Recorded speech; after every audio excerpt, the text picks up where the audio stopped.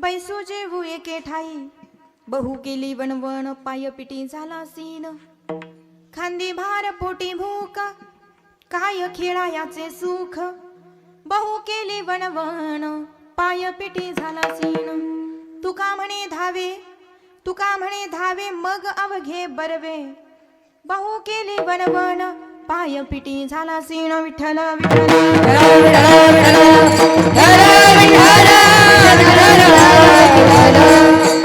चला वळू गाई बैसू जेवू एके ठाई बहु केली वनवन पाय पिटी झाला सीण. प्रस्तुत कीर्तनरूपी सेवेकरता निवडलेला अभंग महान भगवत भक्त संत श्रेष्ठ संत भूषण देवमान्य जगतमान्य श्रीमंत वैराग्याचे महामेरू जिजाई रमण पाषांड दूषण हिंदू हृदय सम्राट छत्रपती शिवरायांचे धर्मगुरु पंचमवेद निर्माते सदैव वैकुंठाला जाणारे सदैव वैकुंठाला जाऊन हे पुन्हा मृत्यू लोकात येणारे अधिकारी संत श्रीमंत जगद्गुरु तुकोबाऱ्या यांचा 4 चरणाचा गवळणी पर प्रकरणातील हा अभंग सेवेकरता निवडला. विठ्ठल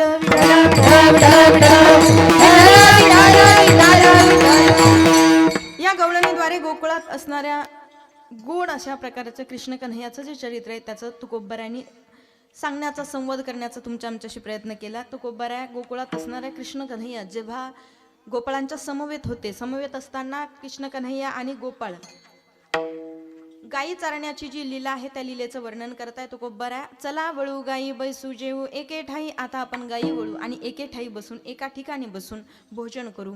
का भोजन करू? कारण गायी वळता वळता आत्तापर्यंत त्या वळती आमच्या भाषेत वळती हाकता हाकता आत्तापर्यंत थकलोय, दमलोय, शिणलोय, भागलोय, आता घामाघूम झालोय, थकलो, दमल्यामुळे बहु केली वणवण. आतापर्यंत बहु म्हणजे खूप खूप वणवण केली आहे आणि ती वणवण करून करून आता पायपिटी झाला असेल. आता पायपिटी झाली, आता शीण वाटतोय म्हणून बैसू जेवू एके ठाई. बरं आता बसू जेवू का? कारण आता गायी वळता वळता आतापर्यंत भूकही लागलेली आहे ना. आता पोटी भार, आता पोटी भूक आहे, खांदी भार आहे, खांद्यावरती भार आहे, पोट्यामध्ये भूक आहे. आता भूक असली पोटामध्ये की मन कुठे लागणार आहे का? म्हणून एक काम करू, आता बसू आणि जेवू. कुठे? एके ठाई. आता गायी वळूनही भूक लागली आहे, खांद्यावरतीही भार आहे, म्हणून आता ते भोजन करायचं. म्हणून चला वळू गायी, आता बसू जेवू एक ठाई. आता एके ठाई का? आता धावता धावता शिणलो ना. आतापर्यंत संसारामागेच पळत होतो ना. मग आता त्या भगवंताच्या मागे जायचंय. मग त्याच्या मागे तुका म्हणे धावे. संसारामागे धावण्यापेक्षा जेव्हा आम्ही भगवंताच्या मागे धावतो तेव्हा महाराज म्हणतात आता अवघे बरवे. आतापर्यंत जे बरं नव्हतं ते देवाच्या सहवासात आल्यामुळे आता बरं वाटतंय, आता ते बरं वाटतंय. मग देवाच्या सहवासात असताना बरं वाटतंय म्हणून एक काम करू, आता त्याच्याच सहवासात चला वळू गाई आणि त्याच्याच सहवासात चला आता बसू आणि जेवू एके ठाई. विठ्ठल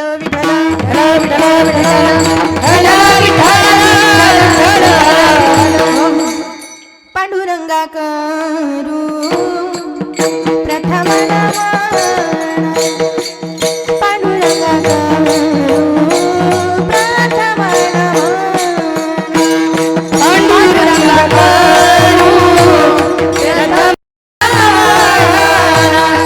पांडुरंगा करू प्रथम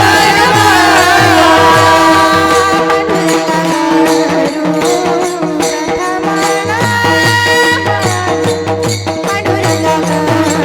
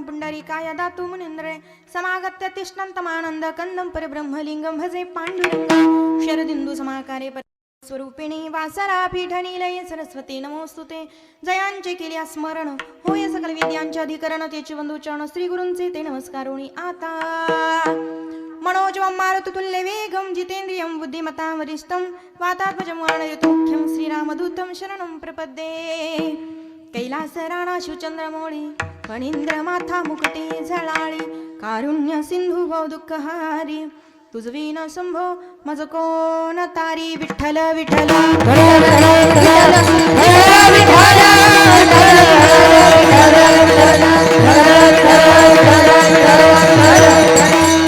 चला वळू गाई बैसू जेऊ एके ठाई बहु केली वनवन पाय पिटी झाला सीण. प्रस्तुत सेवेला सुरुवात करण्याच्या अगोदर अल्पसहा परिहार देणं गरजेचं आहे. आपण सर्वजण या ठिकाणी उपस्थित आहोत. इथे येण्याचं नेमकं काय कारण आहे? अल्पसहा परिहार द्यायचा असा परमंगलमय प्रातपर अखिलेश्वर अकारण करुणा वरुणालय भक्तवांच्या कल्पतरू तडीद्वित विनंदित पितांबरधारी प्रभू रामचंद्र गोपाल कृष्ण कन्हैया तसेच छत्रपती शिवरायांच्या चरण स्पर्शाने पावन पुनीत असणारी आपली पवित्र भूमी, श्री क्षेत्र असणारं आपलं पवित्र असणारं पाचोरा हे पवित्र गाव आणि स्थळ आहे वारकरी भवन रामदेव लॉन्सच्या मागे आणि जारगाव चौफुली पाचोरा या पवित्र ठिकाणी चालणार हा गोड राज्यस्तरीय महिला अखंड हरिनाम सप्ताह. आणि या सप्ताहाची आज खऱ्या अर्थाने काल्याची कीर्तनरूपी सेवा माझ्यासारख्या अज्ञानाच्या वाट्याला आहे. हे परमभाग्य आहे. ज्यांनी सेवेकरता आग्रह केला अशा अगदी माझ्यावरती बहिणीवत प्रेम करणाऱ्या आमच्या भगिनी हरिभक्तपरायण सौभाग्यवती सुनीताताई पाटील ताईंचा सेवेकरता आग्रह होता आणि आपल्या सर्वांची तळमळ या माध्यमातून आपल्या सर्वांच्या दर्शनाचा योग माझ्या अज्ञानाच्या वाट्याला आज आलेला आहे. हे माझं परमभाग्य आहे. गोड असं सप्ताहाचं आयोजन महाराज असतील ताई असतील दोघांनी छान पद्धतीने या सप्ताहाचं आयोजन केलेलं आहे. पाहता पाहता कार्यक्रम पहिल्या दिवसापासून तर 7व्या 8व्या दिवसापर्यंत येऊन पोहोचला म्हणजे काल्यापर्यंत. आणि एकदा काला झाला की मग आला आणि काला झाल्यानंतरही पुन्हा आला तर मग इथले विचारतील आता का आला, कारण सकाळीच झाला काला, आता का आला. कालाचा अर्थच तो आहे का आला. का आला त्याचा विग्रह करा. का आला, का आला याचा विचार करायचा तो काला. का आला, अरे इथे तू जन्माला का आला, कार्यक्रमाला का आला, त्याला म्हणतात काला. मग कधी केलाय का तुम्ही काला? बरं जाऊ द्या. कधी काल्याचा विचार केलाय का? का आला, का आलोय मी, कशासाठी आलोय, कुठून आलोय, काय करायचंय, कुठे जायचंय. महाराज म्हणतात ना आलासी कोठणी कवन्या रे ठाया. हा विचार असतो त्याला काला म्हणतात. तो काला आपल्याला काला करायचा प्रसंग काल्याचा. एरवी काल्याच्या कीर्तनाची विशेषता अशी आहे, तुम्ही इथून मागच्या 7ही कीर्तनाला असं ठरवलेलं नव्हतं की आज काय ऐकायचंय. ठरवलं होतं का पहिल्या दिवशी येताना आज महाराजांच्या मुखातून हेच ऐकायचं, हे ऐकायचं फिक्स होतं का? नाही. दुसऱ्या दिवशी फिक्स होतं का आज महाराज हेच सांगतील किंवा हेच ऐकायचं, फिक्स होतं? नाही. तिसऱ्या दिवशी माहित होतं महाराज काय सांगणार आहे? नाही. चौथ्या दिवशी नाही. 5व्या दिवशी, 6व्या, 7व्या, मग आज माहिती आहे 7 दिवस तुम्हाला न ठरवता तुम्ही इथे आले. महाराज जे सांगतील ते ऐकायचंय. पण आज तुम्ही घरून ठरून आलाय, आज आम्ही जे ऐकणार आहे तेच महाराज सांगणार आहे. बरोबर आहे. आज तुम्ही ठरून आले काय काय ऐकायचंय? आज रामाचं चरित्र, मग कृष्णाचं, नाही का. म्हणजे आज काल्याची विशेषता ही आहे की इतर दिवशी तुम्हाला माहित नसतं काय ऐकायचं आहे, पण काल्याच्या दिवशी मात्र तुम्ही परफेक्टली ठरवून आले आम्हाला आज काय ऐकायचं आहे. आणि आज दंडक आहे, नियम आहे, चरित्र ते उच्चारावे, चरित्र ते उच्चारावे, चरित्र ते उच्चारावे, चरित्र ते उच्चारावे, चरित्र ते उच्चारावे, चरित्र ते उच्चारावे,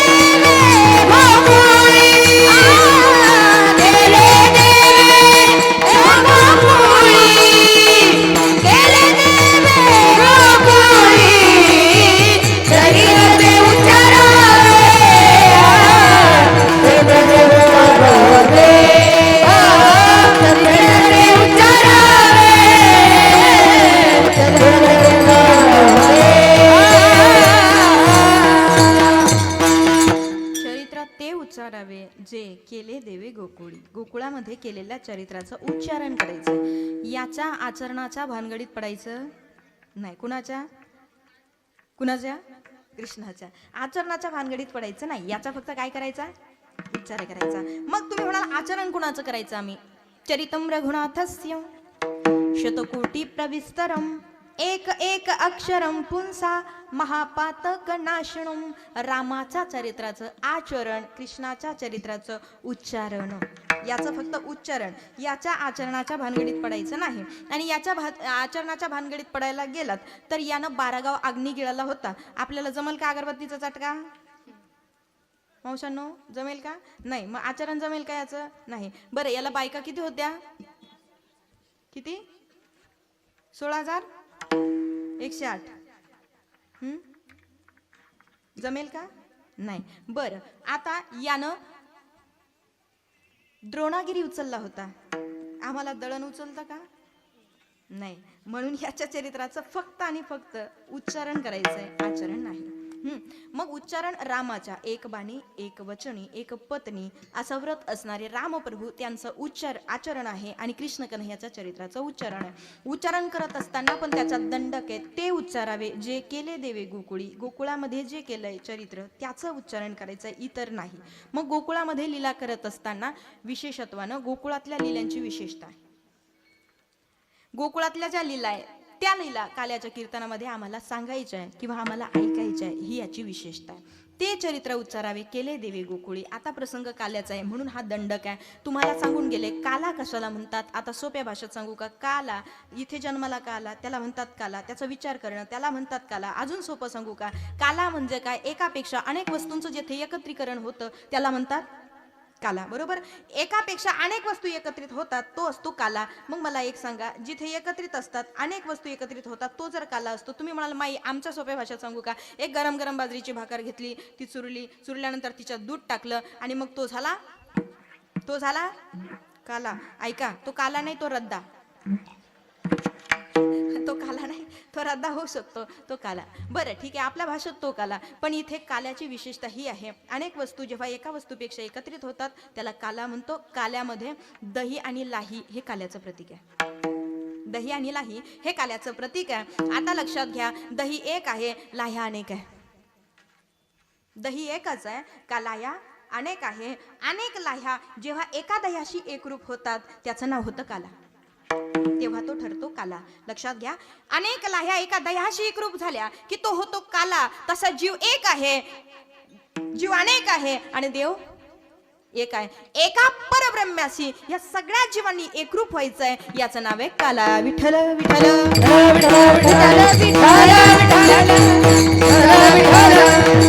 त्याच्यात पण एक गंमत आहे. ज्या लाह्या असतात ना, त्या लाह्या कशा होतात? लाया कशा करतो आपण? बी असतं, बीज भाजवणी महाराजांची भाषा आहे. बीज भाजवणी केली लाही. बीज भाजलं जातं, भाजल्यानंतर त्याची काय होते? लाई होते. बरोबर आहे? बिना भाजता लाई होते का? नाही. बरं ऐका ना, आता ज्याची लाही झाली ते जर पेरलं तर उगवतं का? नाही. आता विशेष पहा. मग आता लाही हे का काल्याला घेतलं? दहीच काल्याला घेतलं, इतर पदार्थ काल्याला जमत नाही का? त्याचं कारण असं आहे, दही घेण्याचा उद्देश आणि लाही घेण्याचा उद्देश हा आहे, भाजल्याशिवाय लाही होत नाही. आणि एकदा लाही झाली की पुन्हा ती लाही उगवत नाही. एकदा ह्या जीवाची लाही झाली भगवंताच्या समवेत, भगवंताशी एकरूप, की हा देह, हा जीवात्मा पुनरपि जननम पुनरपि मरणम, पुन्हा पुन्हा जन्माला येत नाही आणि पुन्हा पुन्हा मरणार नाही. म्हणून प्रतीक आहे लाही. विठ्ठल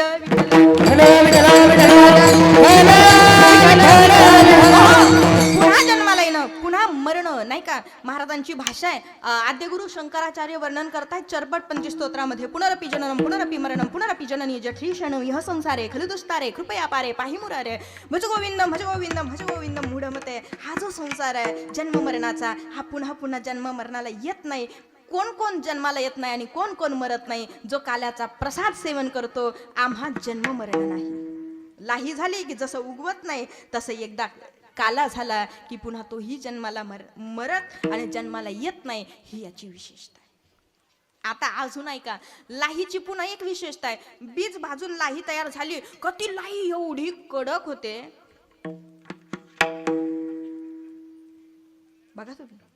ती लाई बाबा एवढी कडक होते, ती 6 महिन्याच्या लेकराला खाता येत नाही.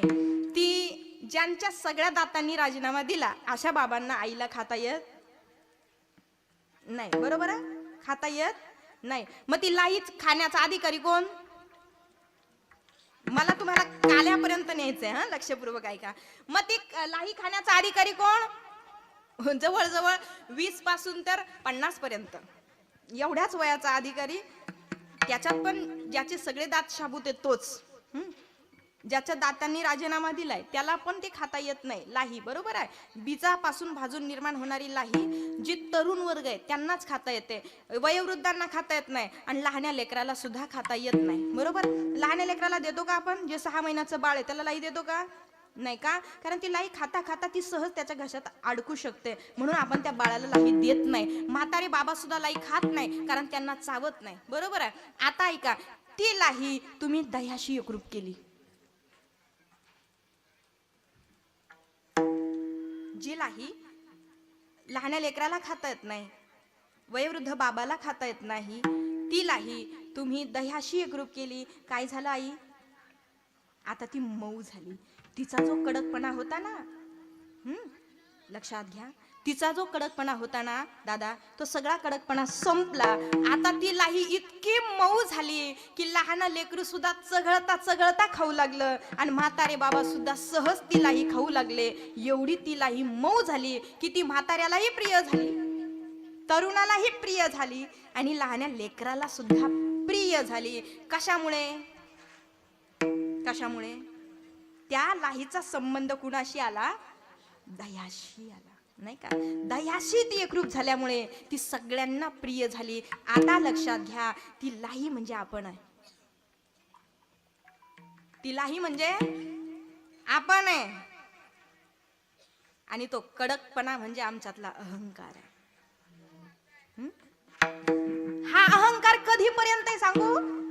जोपर्यंत तुम्ही त्या जगदीश्वराशी एकरूप होत नाही तोपर्यंत हा अहंकार आहे. एकदा त्या परब्रह्माशी एकरूप झाले की मग हा अहंकार, हा कडकपणा तुमचाही संपणार आहे. आणि जेव्हा तुमचा अहंकार आणि कडकपणा संपतो, लाही जशी लहान्याला प्रिय, तरुणाला प्रिय, वृद्धाला प्रिय, तसा हाही जीवात्मा सगळ्यांना प्रिय होतो. इहलोकापासून तर परलोकापर्यंत फक्त ह्या जीवात्म्याला त्या देवाशी एकरूप व्हावं लागतं. आणि एकरूप होण्याचं प्रतीक आहे काला. विठ्ठल विठ्ठल.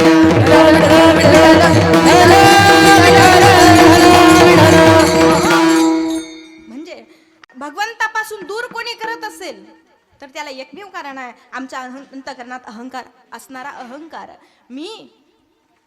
माझं, मी आहे म्हणून हे चालू आहे, नाही का? मी आहे म्हणून हा सप्ताह होतोय, मी आहे म्हणून हे कीर्तन आहे. हा काय आहे? हा कडकपणा आहे. आणि हा कधीपर्यंत? ताई, आई जोपर्यंत त्या देवाशी एकरूप होत नाही तोपर्यंत.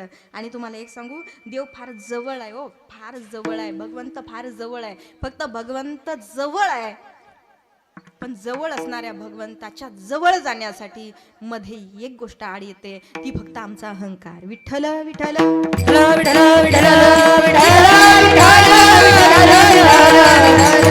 कारण महाराज म्हणतात इथे अहंकार देवाला चालत नाही, नाही चालत. तिळभर जरी होया भीमान, तिळभर जरी होया भीमान, तिळभर जरी होया भीमान, तिळभर जरी होया भीमान, मेरुत समान महादेवा, मेरुत समान महादेवा.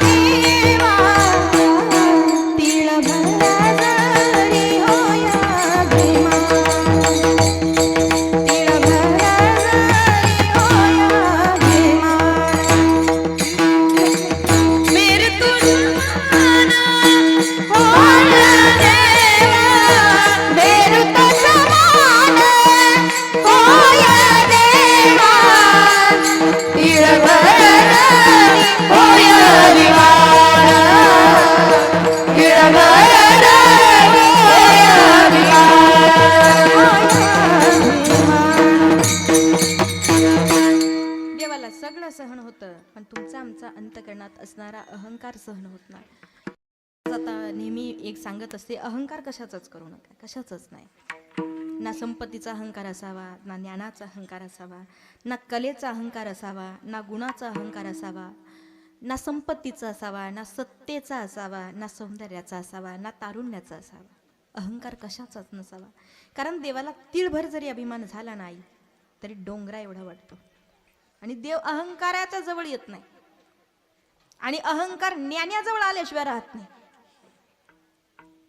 लक्षात घ्या, देव अहंकाराच्या जवळ येत नाही आणि अहंकार ज्ञानाच्या जवळ आल्याशिवाय राहत नाही. ज्ञानी असतो, नवल अहंकाराची गोठी विशेष न लगे अज्ञानाच्या पाठी. ज्ञानोबराय सांगतात, ती सज्ञानाच्या झोंबे कंठी. ती अज्ञानाच्या मागे लागत नाही. साध्या भोळ्या भाविकाच्या मागे अहंकार कधीच नसतो, पण ज्ञानाच्या मागे मात्र अहंकार, मी माझं, अहंकार त्याला सोडत नाही. आणि अहंकार आला की देव भेटत नाही. सोपं सांगते तुम्हाला, देव एवढ्या जवळ आहे. एकदा काय झालं, ह्या नाना खोड्या करून करून करून करून यशोदा मैया त्रस्त झाली. घरातलाही डेरा यानं फोडला. शेवटी आई म्हटली, थांब लाला, पाहतेस तुझ्याकडे आता. गवळणी सुद्धा म्हणू लागल्या, बांधा उखळाला याला, बांधा उखळाला, नंदाचं पोर याला, बांधा उखळाला, बांधा उखळाला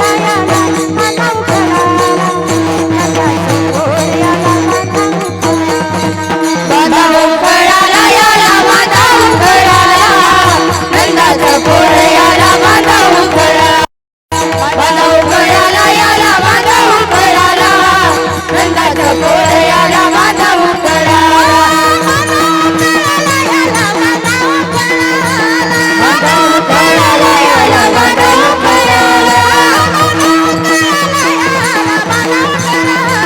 बांधा उखळाला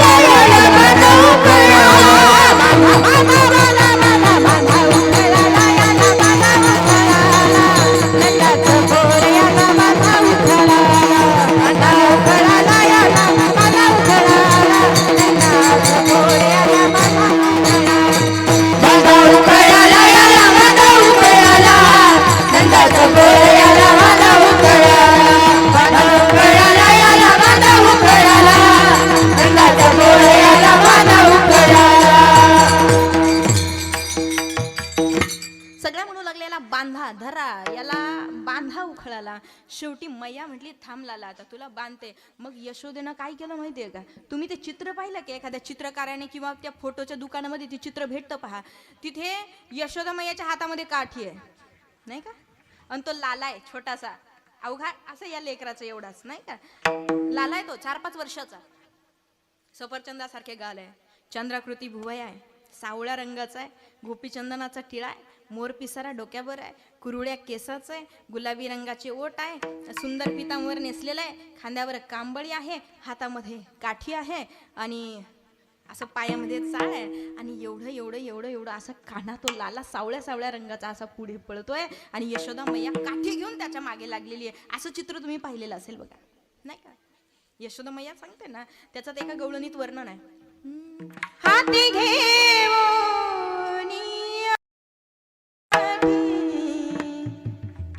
शिकविते जग जेठी, यमुनेची माती खाशी काका काकाना, खोड्या नको करू माझे बाबा, हरी हो, खोड्या नको करू माझे बाबा, हरी हो, खोड्या नको करू माझे बाबा. मग ती यशोदेच्या हातात काठी आहे, लाला तो इवला इवलासा तो पुढे पळतोय, आणि पळता पळता सकाळची मैया म्हटली, थांब लाला, तुला धरते आणि बांधते. पुढे का नाही? आता तुम्ही पाहते, लेकराच्या बाबतीत आपल्याला अनुभव आहे, नाही का? लहान एवढं एवढंच राहतं, पण एवढं पळतं ते, आपण किती मोठ्या स्पीडनी पळालो तरी सापडत नाही. ती मैया मागे पळायची आणि हे पुढे पळायचं. पळता पळता पळता पळता अहो दुपार झाली तरी हे हाती लागेना ना. 4 तास झाले तरी हाती लागेना, 5 तास झाले तरी हाती लागेना, 6 तास झाले तरी हाती लागेना, सापडेनाच ना. वरून हे मागे पाहायचं आणि आईची अवकाळा पाहून हसायचं आणि मनातल्या मनात म्हणायचं, अगं मला प्राप्त करण्यासाठी जपी तपी डोंगरात जाऊन बसले तरी त्यांना सापडेना. बघ प्रयत्न करून सापडलो तर सापडलो. पुन्हा मनातले मनात म्हणायचं, अगं मला प्राप्त करण्यासाठी काहींच्या नखांच्या चुंबळी वळल्या तरी मी त्यांना भेटेना. बघ तू प्रयत्न करू. हसायचं आणि पुढे पळायचं. यशोदा मैया म्हणायची, थांब लाला, आज तुला धरते न बांधते, दाखवते मी काय चीज आहे. लाला पुढे मैया मागे, लाला पुढे मैया मागे, लाला पुढे मैया मागे. थांब लाला, अरे थांब लाला, धरते तुला. लाला पुढे मैया मागे, लाला पुढे मैया मागे, लाला पुढे मैया मागे. पळता पळता पळता अंधार पडायला लागला. संध्याकाळ झाली आणि आई थकली. लालातून नाही ना सापडत. जाऊ दे. थकून शिनून भागून मावशी ती यशोदा मैया वट्यावर खाली बसली. आणि खाली बसल्यानंतर ती हातातली काठी होती ना, जी लालाच्या मागे घेऊन पळत होती, ती काठी अशी बाजूला टाकली आणि मैया बसली, घाम पुसायला लागली, दमली, शिरले. आई बसली हे पाहिलं, मैया बसली हे पाहिलं, आणि ते लाला पळत पळत आलं आणि यशोदेच्या मांडीवर येऊन बसले. आता तुम्हाला जेवढा आनंद झाला ना, तेवढाच आनंद यशोदेला झाला. तेवढाच आनंद. का? कारण ज्याच्या मागे पळत होतो तो सापडत नव्हता आणि आता खाली बसले आणि तो येऊन बसला. आनंद झाला. मग तुम्हाला प्रश्न पडला असेल ना प्रश्न. ते आनंदाच्या भरात होत असतं नाही. तुम्हालाही प्रश्न पडला असेल, काय? अरे दिवसभर लालाच्या मागे यशोदा मैया पळत होती, तोपर्यंत हा लाला आईला सापडला नाही. एवढा दमवला आईला, आणि आता थकून खाली बसली आणि हा मांडीवर येऊन बसला. मग याला जर खरंच मांडीवर बसायचंच होतं तर यानं आईला थकवलं कशासाठी? सकाळीच आईच्या हातात येऊन बसायचं ना, आईच्या मांडीवर येऊन बसायचं. मग तसा प्रश्न यशोदेनं लालाला विचारला. लाला, ए कान्हा, ए लल्ला, अरे सकाळचं मी तुझ्या मागे पळत होते, तुला म्हणत होते थांब लाला, थांब लाला, अरे थांब लाला. तू पुढे पळत होता, मी मागे पळत होते. दिवसभर तुला धरायचंय म्हणून तुझ्या मागे पळत होते, तेव्हा तू माझ्या हाती लागला नाही, आणि आता मी खाली येऊन बसले आणि आता तू माझ्या मांडीवर येऊन बसला. दिवसभर एवढं थकवलं, असं का रे? तुला जर माझ्या मांडीवरच बसायचं होतं तर सकाळीच सांगायचं ना. त्या लालाने किती गोड उत्तर दिलं बघा. लाला म्हटलं, आई बरोबर आहे ग, तुलाही वाटत होतं लालाला आपल्या जवळ घ्यावं, आणि मलाही वाटत होतं माझ्या आईच्या मांडीवर बसावं. दोघांची इच्छा तीच होती, पण आपल्या दोघांच्या मध्ये ती होती.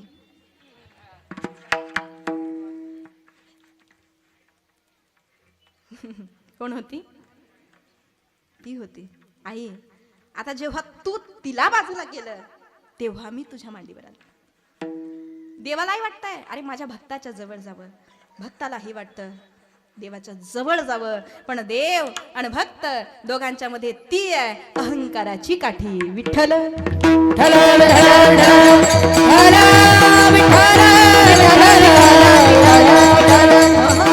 नाहीतर अट्टहास आहे ना प्रत्येकाचा. तो माझा भावा, तो माझा भावा, तो माझा भावा, तो माझा भावा, तो माझा भावा, तो माझा भावा, तो माझा भावा, तो माझा भावा, तो माझा भावा, तो माझा भावा, तो माझा भावा,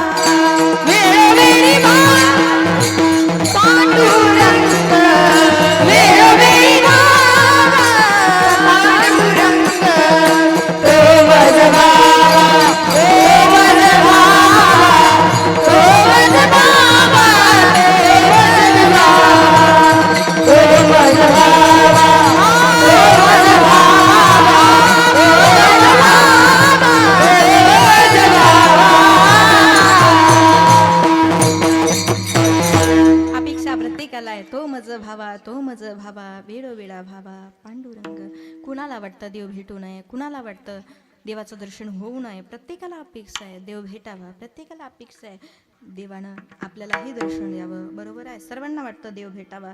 देव भेटावा म्हणून अट्टाहास आहे. कुणाकुणाला वाटतं देवानं आपल्या घरी यावं? इकडे लक्ष द्या ना तुम्ही. का जाऊ मी घरी? नाही ना. हां, कुणाकुणाला वाटतं देवानं आपल्या घरी यावं? वाटतं ना तुम्हाला? वाटतं मावशानं? तुम्हाला वाटतं दादा?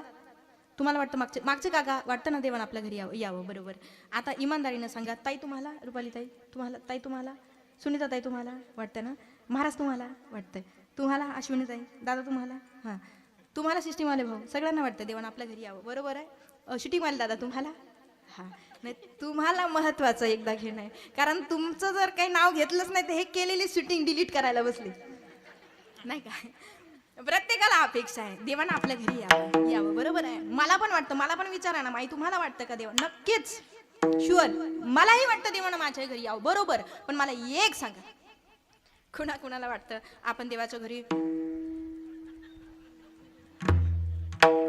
वाटतंय का? नाही ना. बरं, संतांना जर विचारलं महाराज तुम्हाला काय वाटतं? महाराज म्हणतात जाऊ देवाची आहे गावा, देव देईल विसावा. देवाशिवाय विसावा प्राप्त होत नाही. तुम्ही मला विसावा मिळतो का? नाही मिळत. काही जण म्हटले माई विसावा मिळतो ना. कधी? चौघांच्या खांद्यावर गेल्यानंतर काय देतात? काय देतात? विसावा. ऐकून ठेवा, तोही विसावा आपल्या खाली नसतो बाबा, आपल्यासाठी नसतोच. लक्षात घ्या. विसाव्याच्या नावाखाली खांदेकरी थोडा वेळ बसावा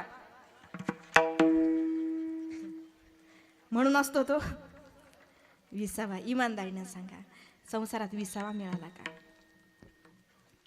संसारात विसावा मिळाला नाही. आतापर्यंत वनवन वनवन वनवन वनवन इतकी वनवन केली संसारामध्ये. वाटत होतं हे झालं की सुख मिळेल, ते झालं की सुख मिळेल, हे झालं की. किती पळतोय आपण अरे सुखासाठी, किती पळतोय. पण शेवटी पळता पळता लक्षात आलं सुख पळण्यामध्ये नाहीये, थांबण्यामध्ये समाधान. लक्षात घ्या. कितीही पळा.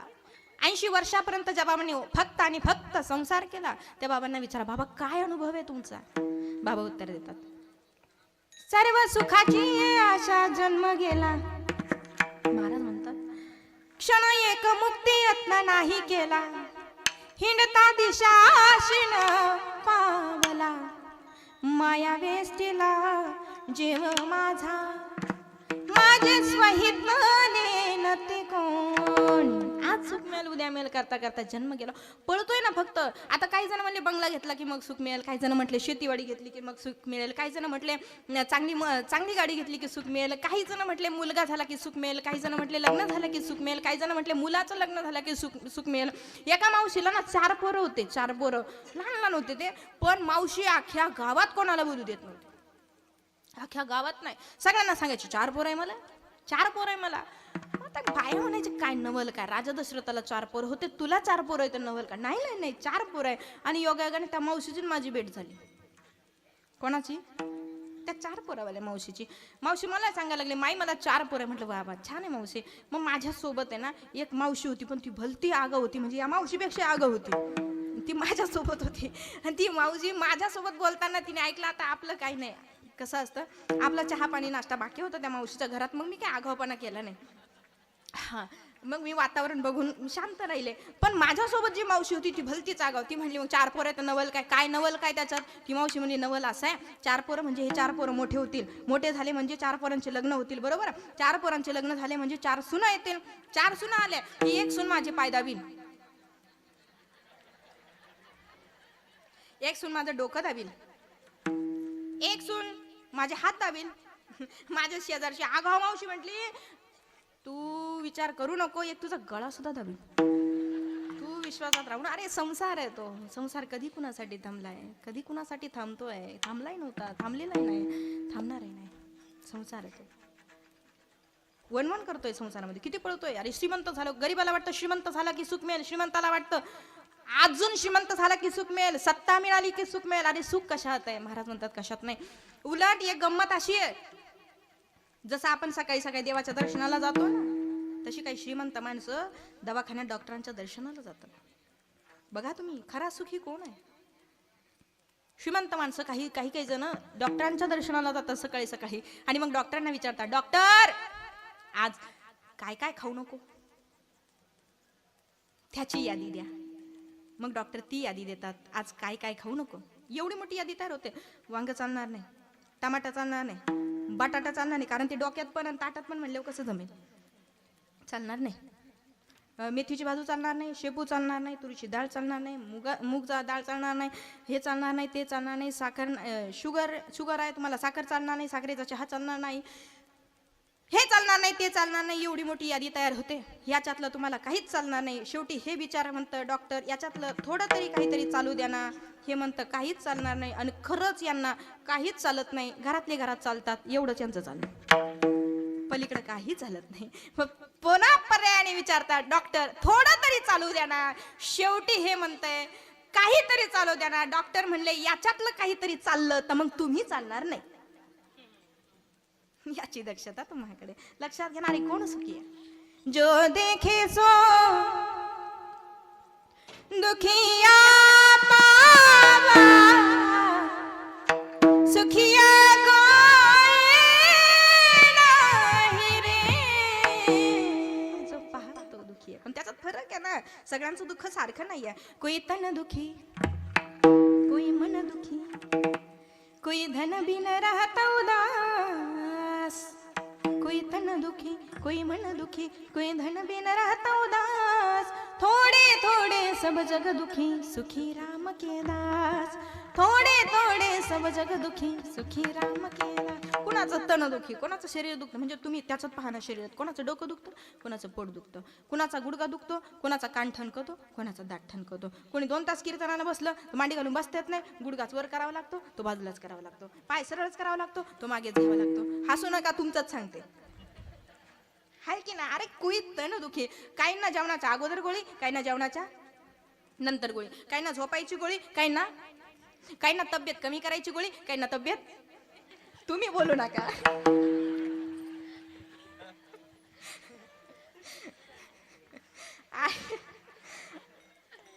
रियालिटी वस्तुस्थिती की नाही, वस्तुस्थिती आहे ना. त्याच्यात नवल आहे, त्याच्यात नवल आहे, त्याच्यात विशेष नवल आहे. काय माहितीये का, काय ना झोपेची गोळी चालू आहे, काय ना उठायची गोळी चालू आहे. ज्याला झोपेची गोळी चालू आहे त्याच्यात गंमत अशी आई, गोळी देणारा झोपी जातो आणि घेणारा टुळू टुळू पाहतो.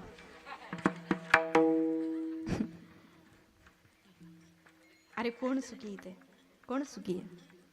कोणीच नाही. सुखी कोणीच नाही. मग सुखी कोण? थोडे थोडे सब जग दुखी, सुखी राम के दास. जो भगवंताची भक्ती करतो तोच सुखी आहे, एरवी सुखी नाही. मग या संसारामध्ये पळतोय सुखासाठी, पळून पळून सुख मिळालं नाही, दमलो, शिनलो, संसारासाठीच पळत होतो. आता पळता पळता शिनलो ना. मग महाराज म्हणतात आता शिनलोय, आता एक काम करू, आता शिनलो, दमलो, थकलो, आता एके ठाई बसू आणि काहीतरी खाऊ. अभंगाचं पहिलं चरण. चला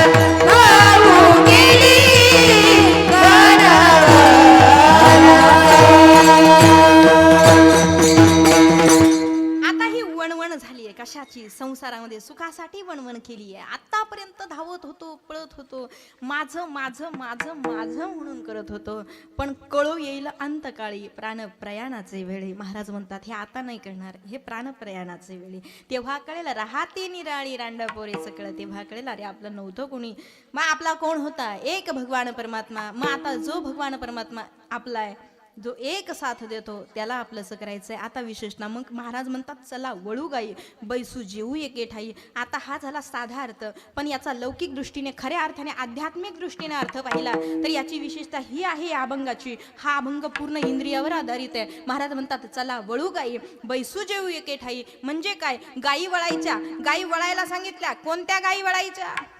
इंद्रिय नावाच्या गायी वळायच्या. ज्या इंद्रिय नावाच्या गायी आहेत ना, ज्या मनाला भरकटवताय, ह्या गायी वळायच्या. आणि त्या सगळ्या इंद्रियांमध्ये मन नावाची, जी मणिरी नावाची गाय आहे ना, ती वळली जात नाही. गीतेमध्ये भगवंत सांगतात चंचलम मन ही कृष्ण प्रमाथी बलवदृढम. अर्जुनाचं म्हणणं आहे तस्याहम निग्रहम मन्य वायोरिव सुदुष्करम. हे देवा, चंचलम ही म्हणा कृष्ण, कृष्णा देवा, हे मन एवढं चंचल आहे, एवढं चंचल आहे की हे मन चल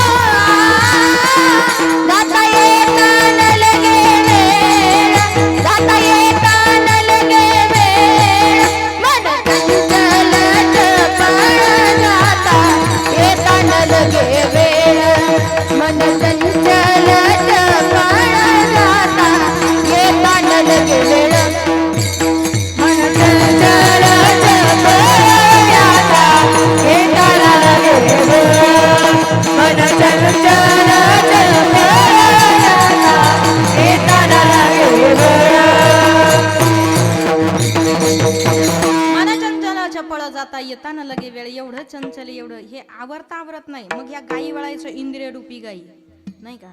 या इंद्रिय एक एक इंद्रिय एका एका विषयानं एका एकाचा घात केला म्हणून इंद्रिय रूपी गायी आवरायचं आहे. महाराज म्हणतात चला वळू गायी. चला आता आपण सर्वजण मिळून या गायी वळू. कोणत्या? इंद्रिय रूपी गायी वळू. आणि मग त्याच्यामध्ये मणिरी नावाची एक गाय आहे. ती गाय म्हणजे मण नावाची गाय, जी कुणाकडूनही वळली जात नाही. गोपाळ म्हणतात ते आमच्याकडून तर तिची वळती हाकतच नाही. मग ऐका, एक गोष्ट लक्षात घ्या, जेव्हा ही मन नावाची गाय वळली जात नाही, मन ऐकत नाही, तेव्हा मनाला लगाम लागण्यासाठी काय करा. महाराजांची एका ठिकाणी भाषा आहे, तुकोबाराय वर्णन करताय. माझे मज कळो येते बघून काय करू मन आणावर. महाराज सुद्धा म्हणतात माझे अवगुण मला कळतात पण मन आणावर. मग मन नावाची गाय कशी आवरायची म्हणे देवाने त्याचा सोपा पर्याय सांगितला. एकदा काय झालं, अकबरजीर बिरबल यांची छोटीशी कथा सांगते. एकदा काही कारणास्तव अकबराचा आणि बिरबलाचं थोडस वादिवाद झाला. बिरबल म्हटलं मला काय राहायचं नाही राज्यात, मी चाललोय. बिरबल कुठेतरी निघून गेला. निघून गेल्यानंतर अकबर बादशाला प्रश्न पडला बिरबलाला शोधायचं कसं, काय करायचं. आता बिरबलाला शोधण्यासाठी काहीतरी पर्याय करावा लागेल म्हणून राजाने एक स्पर्धा ठेवली. राजवाड्यामधून शेळ्या दिल्या जाणार. मन नावाची गाय सांगते, शेळ्या दिल्या जाणार. ती शेळी घेऊन जायची आणि शेळी घेऊन गेलं की 2 महिने त्या शेळीला पोटभर खाऊ घालायचं. आणि स्पर्धा अशी असणार, शेळी राजवाड्यात आली की राजा त्या शेळीला घास दाखवणार. खाण्यासाठी घास कळतो ना, घास दाखवणार. शेळीने जर घास खाल्ला तर हरला आणि शेळीने जर घास खाल्ला नाही तर मग जिंकला. आणि न्यायचं काय आहे? शेळी. आता ज्यांनी ज्यांनी शेळी पालन केलं असेल त्यांच्या लक्षात येईल शेळीला किती खाऊ घाला, तिचं मन भरत नाही. हा, किती खाऊ घाला तरी तिचं मन भरत नाही. मग लोक म्हटलं काय सोपं आहे, पोटभर खाऊ घालू शेळीला, नाना प्रकारचे पदार्थ खाऊ घालू. मग काय झालं, राजवाड्यातून शेळ्या न्यायचे लोक, भरपूर लोकांनी स्पर्धेमध्ये भाग घेतला, शेळ्या घेऊन जायचे. आता एका गरीबाच्या झोपडीमध्ये बिरबल राहत होता. त्या बिरबलानं त्या गरीबाला सांगितलं, काय आहे म्हणे, राजासाहेबांनी दवंडी पिटवली आहे, जो शेळी घेऊन जाईल आणि 2 महिन्याने परत आणेल, शेळीनं जर काही खाल्लं नाही तर मात्र त्याला अर्धराज्य बक्षीस देण्यात येईल, आणि शेळीनं जर काही खाल्लं, तो जर हारला तर मात्र शिक्षा सुळावर दिलं जाईल. असं एक काम करा काका, तुम्ही जा आणि राजवाड्यातून शेळी घेऊन या. काका म्हणले, नको रे बाबा, मला कुठे सुळावर जायचंय, मला माहिती शेळी खाल्ल्याशिवाय राहत नाही, आणि जर शेळीनं खाल्लं तर मी हरणार. अहो तुम्ही जा तर खरी, घेऊन तर या. ते बिचारा घाबरत घाबरत गेलं, शेळी घेऊन आलं. इकडे जे बाकीचे स्पर्धक होते, जे शेळ्या घेऊन आले, त्या शेळ्या जशा घरी आणल्या ना, आई कोण पेंड खाऊ घालतंय, कोण गहू खाऊ घालतंय, कोण गव्हाचं पीठ खाऊ घालतंय, कोण हे मोकळ्या रानात चरायला नेतोय, अशा शेळ्या आणल्या होत्या. अशा त्या शेळ्या 2 महिन्यात पार अशा झाल्या, चालता येईना त्यांना, अशा शेळ्या. आणि मग या 2 महिन्याची कालावधी संपली, आणि मग एक एक स्पर्धक जायला लागला. पहिला स्पर्धक गेला, राजेसाहेब आसनावर बसलेले, घासाची मूठ घेतली, ती काय म्हणू त्याला, पेंडी छोटीशी, ती घेतली, त्या शेळीच्या समोर गेली. अहो ज्या शेळीला चालता येत नव्हतं तरी त्या शेळीनं तिथं घासाचा शेंडा खाल्ला. हल्ला तो, गेला माघारी. पुन्हा दुसरा स्पर्धक आला, त्यानं एवढं शेळीला खाऊ घातलं होतं की तिला सुद्धा उचलून तिथं आणावं लागलं. राजेसाहेबांना घासाची पेंड पुढे केली, पुन्हा शेळीनं शेंडा खाल्लाच. अहो हे पुन्हा जायचे, त्या शेळीला चालता येत नव्हतं, एवढं खाऊ घालायचे, तरी शेळी राजमहलात आली की शेंडा खायचीच. इकडे बिरबलानं काकाला शेळी आणायला लावली होती ना, ती शेळी बऱ्यापैकी होती, पण हे बिरबल काय करायचं, घासाची पेंडी समोर धरायचं, काका शेळीला घेऊन या. एका हातात घासाची पेंडी आणि दुसऱ्या हातात खणाळ. कळतंय ना, आम्ही त्याला काय म्हणतात तुम्ही, काठी. काठी. शेळी घास खायला लागली रे लागली की इकडून तोंडावरच काठी. पुन्हा दुसऱ्या दिवशी घासाची पेंडी आणि काठी. शेळी घास खायला लागली की लगेच काठी. अहो त्या शेळीला खायला बाबा काही दिलं नाहीच, पण शेळी अशी लुकडी झाली, तिला चालता सुद्धा येईना 2 महिने, खायला नाही दिलं काय. इकडून घासाची पेंडी खायला लागली का इकडून टोला. 2 महिने झाले. काका आता ही शेळी राजवाड्यात घेऊन जा. काका म्हणले, लोकांनी उचलून शेळ्या आणल्या तिथं उचलून, तरी शेळ्यांनी घास खाल्ला. अरे तुझ्या शेळीला चालता येईना, तू सांगतोय ही शेळी तिथं घेऊन जा. एवढी भुकेली शेळी मला काय सुळावर देतोय. काका न्या. घाबरत घाबरत ते बिचारे गरीब काका शेळीला घेऊन राजवाड्यात आले. राजानं पाहिलं, अकबरानं, तुझी शेळी, अरे काय त्या शेळीचा अवतार, ही शेळी काय खाणार नाही. आसनावर राजेसाहेब बसले, एका हातात घासाची पेंडी, शेळीला आणलंय. त्या सभेमध्ये हे लोक बसलेले. शेळी येते मध्ये, चालता येत नव्हतं तिला, बिचारी हाडकं दिसत होते एवढी भारी, लोटत लोटत चालता येत नव्हतं, एवढी अशक्त झालेली शेळी लोटत लोटत तिथपर्यंत नेली. राजेसाहेबांना पेंडी पुढे केली की शेळी मागे व्हायची. राजेसाहेबांना पेंडी पुढे केली की शेळी मागे व्हायची. घास पुढे आला का शेळी तोंड फिरून घ्यायची. अरे याला पहिलं बक्षीस देऊन टाका, याच्या शेळीने घास नाही खाल्ला.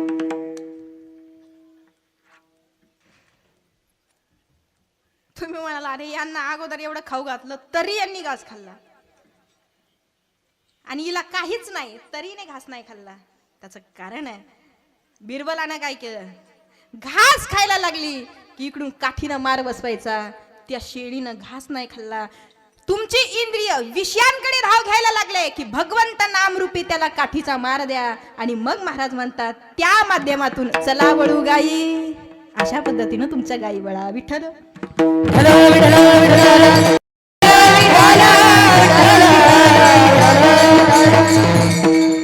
त्याच्यात मन नावाचा जी गाय आहे, मनेरी नावाची, मनू राजा एक देहपुरी, तो राजा आहे मन नावाचा. तो राजा जे सांगेल तसे इतर प्रधान करतात. मग ह्या ज्या गायी आहेत महाराज म्हणतात ह्या गायी वळायच्या आहे. मग देवानं सांगितलं ह्या गायी वळू. चला वळू गायी बैसू जेवू एके ठाई. कारण एक विशेष लक्षात घ्या तुम्ही, जीवन जगत असताना एक विशेषता याची. आता याच्याच संदर्भाने सांगते, तुम्ही तुमच्या गायी कशा पद्धतीने वळू शकतात. अनुकूल परिस्थितीमध्ये म्हणजे तुमचा दिवा टिकणं याला विशेष नाहीये, महत्व नाहीये. म्हणजे सगळे दारं लावलेले आहे, खिडक्या बंद आहे आणि कुठून वारा येत नाही, काहीच नाही. अशा अवस्थेमध्ये तुमचा दिवा देवासमोरचा विजत नाही. काय नवल आहे का त्याच्यात? नवल आहे का? नाही. कारण हवा याला जागा नाही आहे.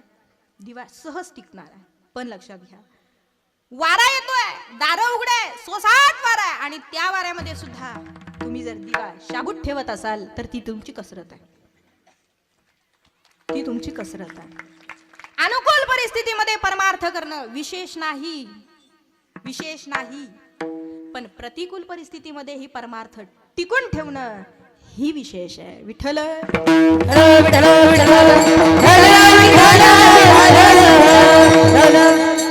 प्रतिकूल परिस्थितीमध्ये सुद्धा आम्हाला समाधानी राहता आलं पाहिजे. आमची मनस्थिती स्थिर ठेवता आली पाहिजे. त्याच्यासाठी मी एक उदाहरण सांगते, तेवढं सोबत घेऊन जा. काय झालं, एक स्पर्धा ठेवली. मनाला समाधान वाटेल असं चित्र काढायचं, स्थिर वाटेल अशी स्पर्धा ठेवली. मोठी राज्यस्तरीय स्पर्धा होती. अशी स्पर्धा ठेवल्यानंतर मोठे मोठे राज्यातून सगळे कलाकार आले, पेंटर्स, कलाकार, चित्रकार सगळे आले. आपल्या आपल्या पद्धतीने चित्र काढायला लागले. चित्राची विशेषता ऐका. तुम्हाला कॅसेट ओव्हरलोड नाही होते ना का बदलू? नाही ना? नाहीतर मला सगळ्या प्रकारच्या कॅसेटी सोबत असतात माझ्या. मग काय झालं, असं चित्र काढा म्हणे. कसं की त्या चित्राकडे पाहिल्यानंतर स्थिर वाटावं, स्थिर वाटलं पाहिजे. सगळे कलाकार आले. एकानं चित्र काढलं, असा उगवणारा सूर्य आहे, त्या सूर्याचे नाजूक नाजूक किरण पडलेले आहे आणि त्याच्याकडे पाहिल्यानंतर शांत वाटतंय, असं चित्र काढलं. दुसरा चित्रकार आला, त्याने चित्र काढलं, असा चंद्राचा प्रकाश आहे, चांदण्या आहेत आणि त्या चंद्राचं प्रतिबिंब पाण्यात पडलेलं आहे, ते पाणी स्थिर आहे, असं त्याने चित्र काढलं. तिसरा आला, त्याने चित्र काढलं, अशी नदी आहे, त्या नदीचा पाण्याचा प्रवाह आहे, अशी डोंगर आहेत, त्या निसर्ग चित्राकडे पाहिलं की स्थिर वाटायचं. असे जगातले हजारो चित्रकार आले आणि त्यांनी आई एवढे सुंदर चित्र काढले की त्या चित्राकडे पाहिलं की 10-10, 20-20, अर्धा तास लोक त्या चित्राकडे पाहत बसायचे आणि मन स्थिर वाटायचं, स्थिर व्हायचं. असे त्याने चित्र. आणि विशेष तो होता ना, मन स्थिर होईल असं चित्र काढा, स्थिर वाटेल असं चित्र काढा. आणि हे सगळे चित्रकार आले आणि त्याच्यात एक चित्रकार आला बहादर. त्यानं काय चित्र काढलं माहिती का?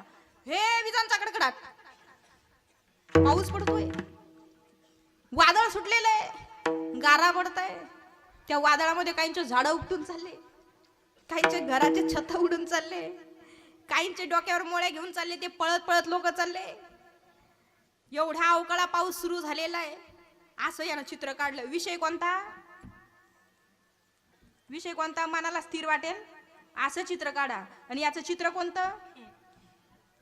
विजांचा कडकडाट. याचं चित्र कोणतं? वादळानं लोकांचे छत उडून चालले, असं यानं चित्र काढलं. मग आता सगळ्यांचे चित्र पाहिले आणि जे अधिकारी होते त्यांनी निरीक्षण केलं आणि पहिला क्रमांक जाहीर केला. कुणाचा? ज्यानं ते चित्र काढलं ना, विजांचा कडकडाट, हे पाऊस पडतोय, गारा पडताय, छत उडून चालले, सोसाट्याचा वारा आहे, झाडं उडून चालले.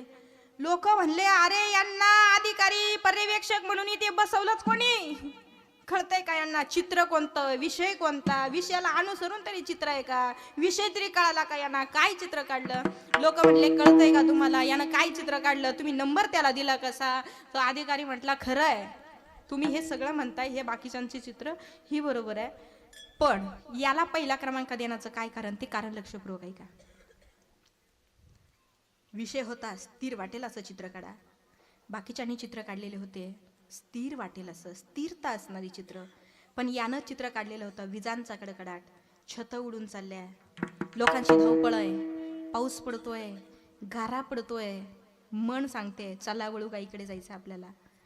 या अवस्थेत त्यानं तिथे एक घर दाखवलं. त्या घराच्या मध्ये एक खिडकी होती, त्या खिडकीत एक माणूस बसलेला होता. तो हे सगळं पाहत होता, विजांचा कडकडाटही पाहत होता, वादळही पाहत होता, छत उडून जात आहे तेही पाहत होता, गारा पडताय हेही पाहत होता. मग जे अधिकारी होते ना पहिला क्रमांक देणारे, ते म्हटले मी पहिला क्रमांक का दिला माहितीये का. म्हटले का, हे वादळ पहा, म्हणे बरोबर आहे, विजा पहा, बरोबर आहे, उडून चाललेले छत पहा, बरोबर आहे, लोकांच्या अवकाळा पहा, बरोबर आहे, हे घर पहा, बरोबर आहे, त्या घराला खिडकी, बरोबर आहे, त्या खिडकीत बसलेला माणूस पहा, बरोबर आहे. नुसता माणूस पाहू नका, तर खिडकीत बसलेल्या माणसानं त्या सगळ्या निसर्गाकडे पाहिलेलं आहे, तो पाहतोय, म्हणे बरोबर आहे. पण पाहत असताना, सगळं उडत असताना, सगळं उद्ध्वस्त होत असताना सुद्धा त्याच्या चेहऱ्यावरचा भाव पहा, लक्षात येईल तुम्हाला.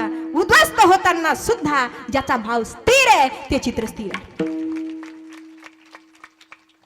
तुमचं सगळं उद्ध्वस्त होत असताना तुम्ही जर स्थिर असाल तर महाराज म्हणतात तेव्हा तुमची वृत्ती आणि तेव्हा तुमची बुद्धी स्थिर आहे. विठ्ठल जेव्हा हे कधी स्थिरता होते, जेव्हा आमचं मन स्थिर राहतं तेव्हा.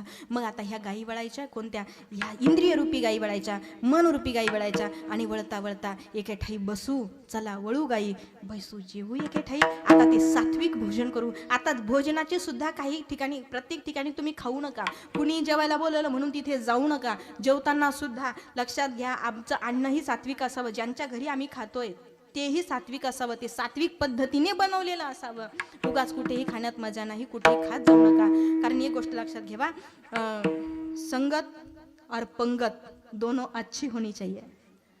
जीवनात संगत आणि पंगत दोन्ही चांगल्या असतील तर तुमचं जीवन चांगलं. चांगल्यांच्या संगतीत राहा, चांगल्यांच्याच पंगतीला राहा. मग बैसू जेवू एके ठाई, मग एके ठाई बसू जेवण करू. का जेवण करू, आतापर्यंत संसारासाठीच वनवन केली, आता क्षीण झाला अभंगाचं दुसरं चरण. बहु केली वन वन,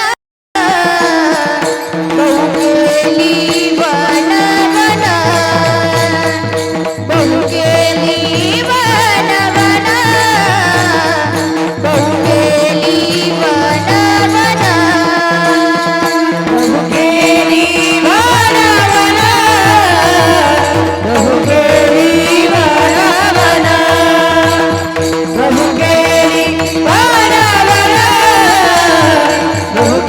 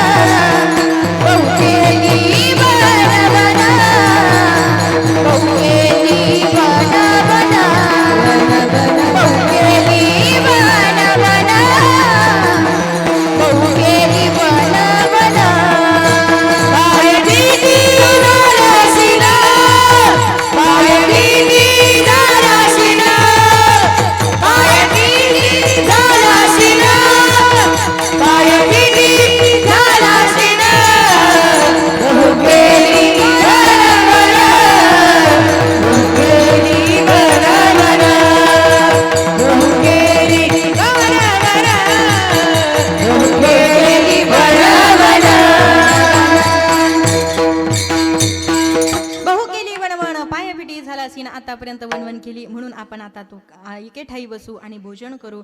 मग आता काय झालं म्हणे, कशाचं? अहो आता वेळ होत आला ना महाराज. आता खांदी फार पोटी भूक, आता काय कीर्तनाचे सुख. आता किती वेळ खेळ चालावा, आता खेळ मोडावा परत, नाही का? मग आता काय करायचंय म्हणे, आता खांद्यावर भार आहे, पोटामध्ये भूक आहे. भूक कोणती आहे? तुझ्या भक्तीची भूक आहे. भूक कोणती आहे? तुझ्या नामाची भूक आहे. भूक कोणती आहे? तुझ्या दर्शनाची भूक आहे. भूक कोणती आहे? तुझ्या सहवासाची भूक आहे. म्हणून देवा आता बस, आता भूक आहे फक्त तुझ्या संगतीची. म्हणून देवा आता बस झाला, खेळ मोडावा परत.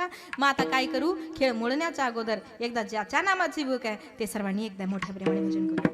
सर्वांनी एक साथ. विठ्ठल विठ्ठल विठ्ठल विठ्ठल विठ्ठल विठ्ठल विठ्ठल आ विठ्ठल विठ्ठल विठ्ठल विठ्ठल विठ्ठल विठ्ठल विठ्ठल विठ्ठल आ विठ्ठल विठ्ठल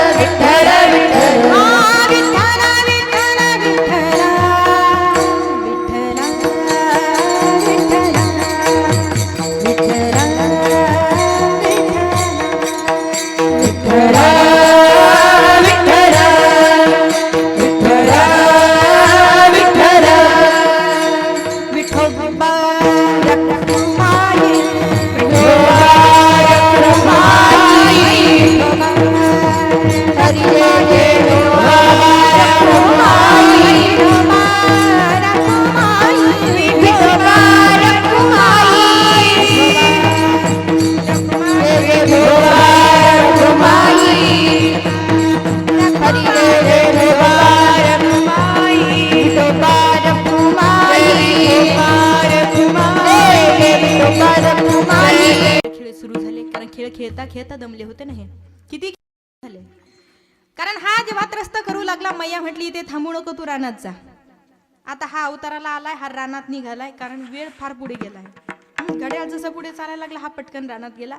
रानात जाऊन मग आता गोपाळांच्या समवेत नाना खेळ खेळू लागला. हमामा पोरा हमामा, हमामा पोरा हमामा पोरा हमामा, हमामा पोरा हमामा, बरी वाजे हमामा, गिरवी वाजे हमामा, बरी वाजे हमामा, गिरवी वाजे हमामा, हमामा पोरा हमामा, हमामा पोरा हमामा, हमामा पोरा हमामा, हमामा पोरा हमामा, अबकदु बकति बक पोरा तिगड़ केर मानो, अबकदु बकति बक पोरा तिगड़ केर मानो, केर विtti नाटु पोरा केर विtti नाटु, केर विtti नाटु पोरा केर विtti नाटु, दुबा तिगड़ अबकदु बकति बक पोरा तिगड़ केर मानो, अबकदु बकति बक पोरा तिगड़ केर मानो, रानी के जानवरा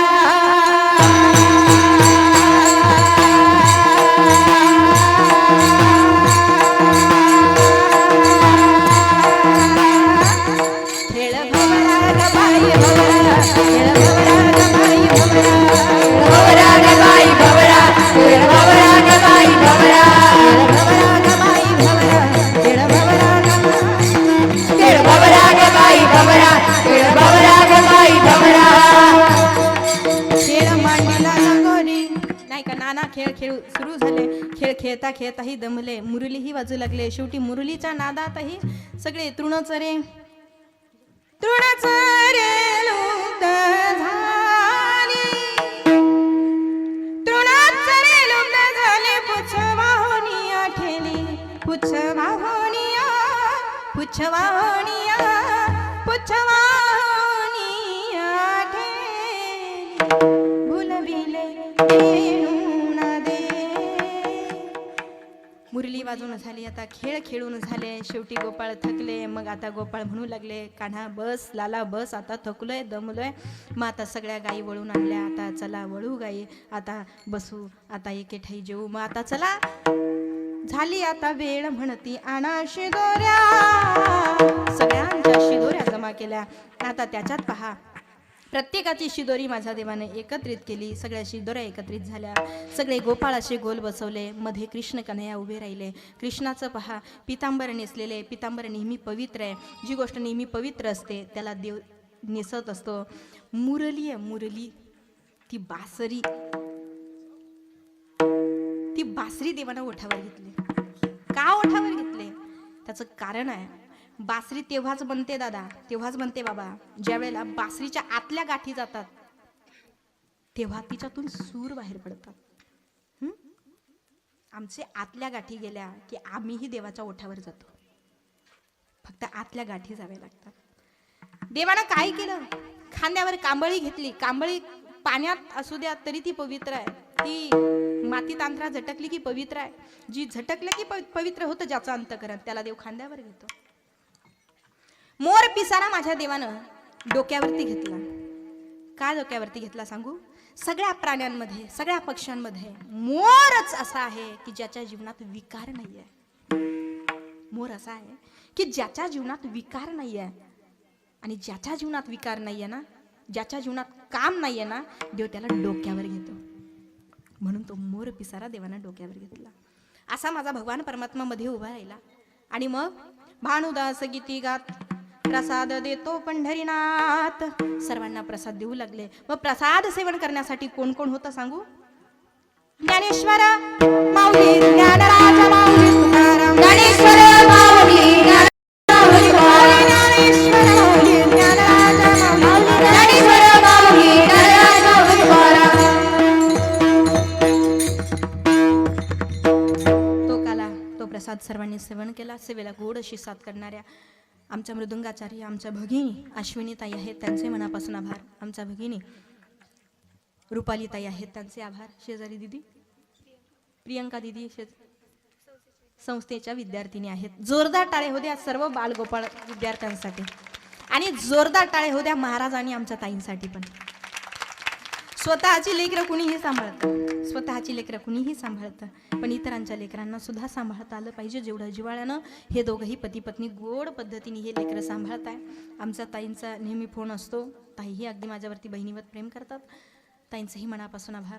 माझ्यासोबत आमच्या भगिनी, आमच्या सुनीता ताई, त्याही 40गाववरनं आलेल्या आहेत. त्यांच्याकडेही मुली आहेत, त्यांचीही गोड संस्था आहे, त्याही उपस्थित आहे. मोठ्या उदार आणि मोठ्या अंतकरणातून आमच्या ताईही माझ्यासोबत आल्या. जोरदार टाळे होते आमच्या ताईंसाठी सुद्धा.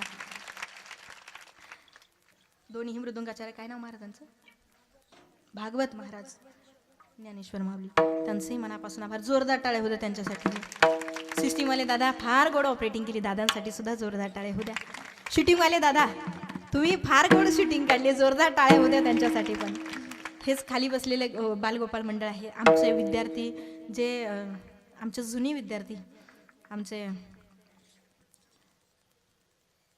याच परिसरातले गणेश महाराज, नाही का, महाराजांची नंतर वृंदावनला जाऊन छान तयारी झाली आणि छान आपल्या परिसरामध्ये एक चांगलं व्यक्तिमत्व तयार झालं. आमचे गणेश महाराज काचोळे, त्यांचेही मनापासून आभार. उपस्थित असणारे तुम्ही दादा महाराज, आपले काय परिचय नाही बरं का, पण आपण सर्वजण मोठ्या अंतकरणातून उपस्थित आहात.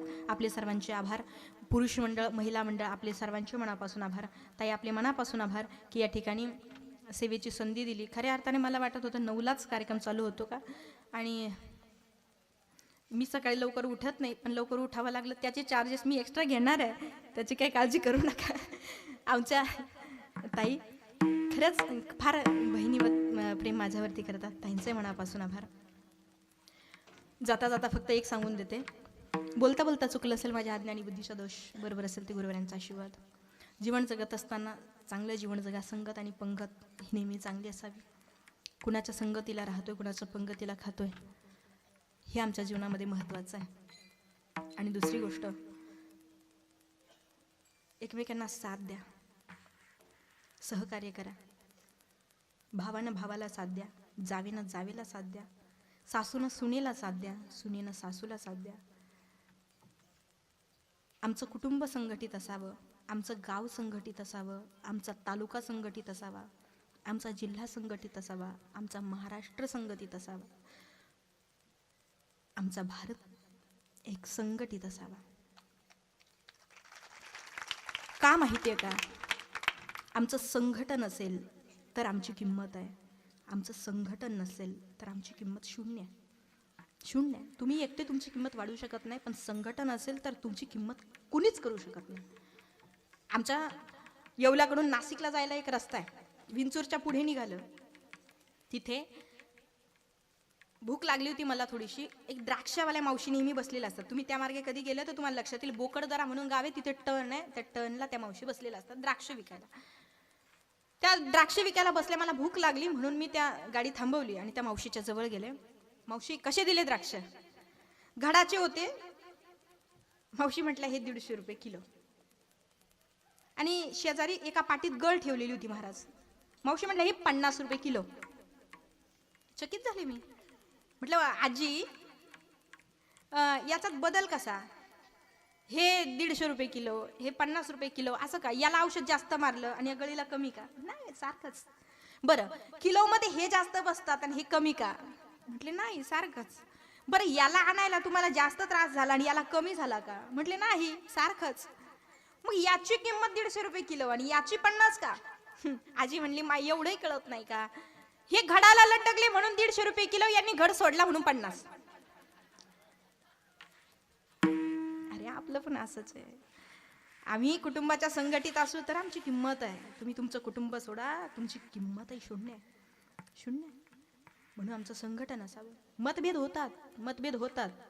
माझं म्हणणं नाही मतभेद कुटुंबात होतच नाही, होतात, पण संघटित असावं. आणि आहात तोपर्यंत कोण कधी जाईल काय भरोसा? महाराज म्हणतात, क्या भरोसा है इस जिंदगीचा, जिंदगी का साथ देती नहीं किसी का, काय भरोसा? माझं कीर्तन होतं एका ठिकाणी. मी लवकर 1 तास अगोदर जाऊन बसले तिथं. कीर्तनाला खूपच वेळ होता. एक मावशी आल्या. म्हटले, माई इथे बोर होण्यापेक्षा चला ना घरी चहा पाणी घ्या. एकमेकांची जोपासना करा. त्या मावशी मला घरी घेऊन गेल्या चहा प्यायला. मी गेले. त्या मावशीच्या घराच्या समोर खूप मोठी जागा होती, अंगण होतं आणि त्या अंगणात मोठे मोठे झाडं, झाडाची सावली. रविवारचा दिवस. लहाने लेकरं, असे 7-8 लेकरं तिथं खेळ खेळत होते. खेळ होता बाबा विटी दांडूचा खेळ खेळत होते लेकरं. आनंदाने उड्या मारत होते. मला फार आनंद वाटला. रविवारचा दिवस आहे, सुट्टीचा आनंद घेताय, विटी दांडूचा खेळ खेळताय. मी त्यांच्याकडे पाहिलं, स्मित हास्य केलं आणि मध्ये चहा घ्यायला गेले.